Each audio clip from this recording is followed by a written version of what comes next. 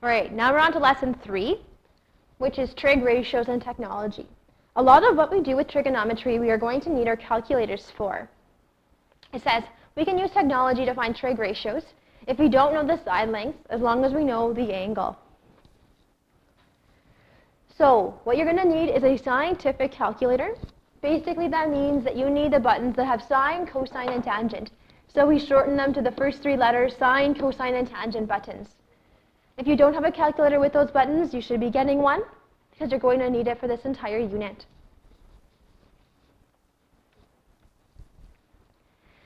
Most calculators have 3 ways to deal with angles.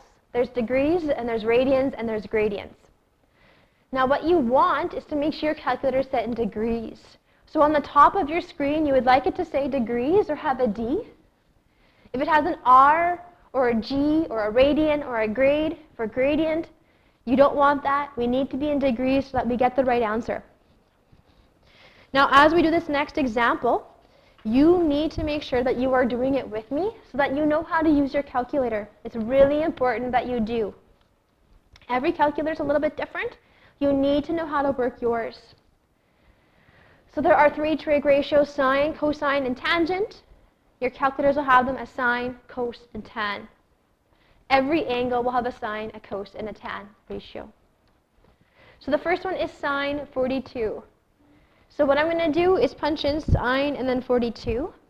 Again, on some of your calculators, you're going to have to punch the 42 first and then sine. It's really important that you do know how to use your calculator. What you should get to 4 decimal places is 0.6691. If you don't get that, you're probably not in degrees. You need to make sure it is. The next one, I'm going to type in cos and then 68. On some of your calculators, you will have to type cos, meaning you have to hit 68 first. You get 0.3746.